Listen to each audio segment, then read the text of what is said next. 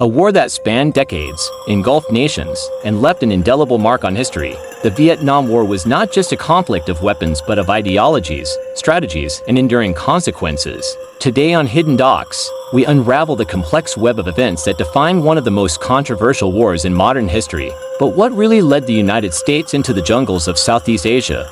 And how did a nation like Vietnam become the battleground for global superpowers? Stay tuned, because what we uncover might change how you view history forever. Imagine this, a small nation fighting to reclaim its sovereignty after decades of colonial rule, only to find itself the epicenter of a global ideological war. The Vietnam War wasn't just Vietnam's war, it was a struggle that questioned the moral and political compass of the world's superpowers. Was it a fight against communism or a miscalculated foreign policy? Let's find out. The origins of the Vietnam War. Seeds of the Vietnam War were sown long before American boots touched the ground. After World War II, Vietnam was under French colonial rule, and a movement for independence was brewing. Ho Chi Minh, the leader of the Viet Minh and founder of Vietnam's Communist Party, merged nationalism with Marxist-Leninist ideology to rally his people against the French. In 1954, the Viet Minh achieved a decisive victory at Dien Bien Phu, forcing France to withdraw. The Geneva Accords that followed divided Vietnam into two along the 17th parallel. North Vietnam, under Ho Chi Minh, embraced communism with backing from the Soviet Union and China, while South Vietnam, led by Ngo Dinh Diem, aligned with the West, particularly the United States. This division set the stage for what would become one of the most brutal and prolonged wars of the 20th century. The domino theory in the U.S. and to understand why the U.S. became so deeply involved, we must examine the domino theory. This Cold War-era idea suggested that if one country fell to communism, its neighbors would follow like a row of dominoes. For U.S. policymakers, Vietnam was not just a small Southeast Asian nation, but a potential catalyst for communist expansion across Asia. The containment strategy, championed by George Kennan, urged America to stop the spread of communism at all costs. By the early 1960s, U.S. involvement escalated under President John F. Kennedy, who increased military aid and sent advisors to South Vietnam.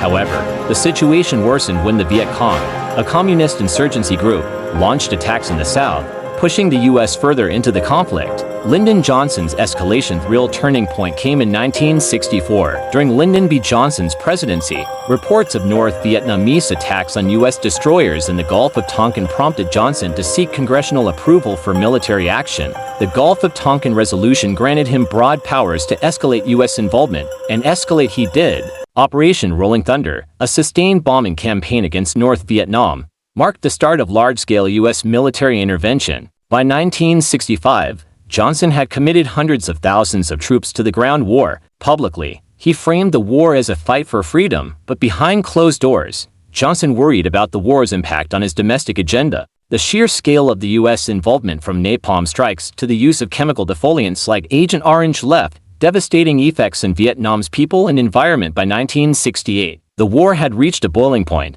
The Tet Offensive, a coordinated series of attacks by North Vietnamese forces on over 100 South Vietnamese cities, shocked the world. Though a military failure for the North, it shattered the U.S. government's narrative that the war was nearing victory. The graphic images and news coverage of the war's brutality sparked outrage in the United States. Protests erupted nationwide, with slogans like "Hell no, we won't go" becoming rallying cries for a generation disillusioned by the war. Johnson, facing immense pressure, chose not to seek re-election. Richard Nixon entered the presidency with promises of a secret plan to end the war. His approach, known as Vietnamization, aimed to reduce American involvement by transferring the war effort to South Vietnamese forces. Simultaneously, Nixon expanded the war into neighboring Cambodia and Laos, further destabilizing the region. In 1973, the Paris Peace Accords marked a turning point, as they outlined the withdrawal of the remaining U.S. troops. However, peace was short-lived. In 1975, North Vietnamese forces captured Saigon, uniting Vietnam under communist rule. The United States had spent over 2 decades,